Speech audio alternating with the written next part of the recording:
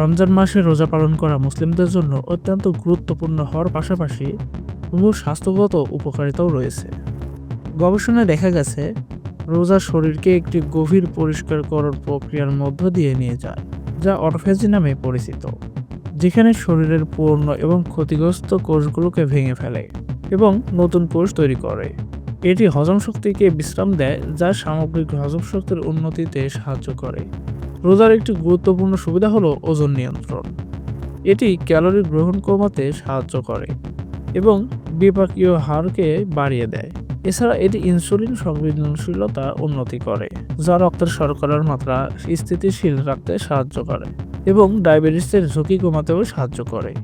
মানসিক এবং শারীরিক দিক থেকে রোজা অত্যন্ত গুরুত্বপূর্ণ। আত্মনিয়ন্ত্রণ এবং শৃঙ্খলাবোধ বৃদ্ধিতেও গুরুত্বপূর্ণ ভূমিকা পালন করে। এটি মানসিক সুস্থতা বাড়ায় এবং চাপ কমাতে সাহায্য করে। উপরোক্ত রমজান মাস সামাজিক বন্ধনকেও দৃঢ় করে, কারণ এই সময়ে পরিবার এবং সম্প্রদায়ের সাথে একত্রিত হওয়ার সুযোগ তৈরি হয়। আপনারা যদি এরকমই ভিডিও দেখতে চান তাহলে অবশ্যই আমাদের সাথেই থাকুন এবং সাবস্ক্রাইব করে রাখুন আমাদের ইউটিউব চ্যানেলটি।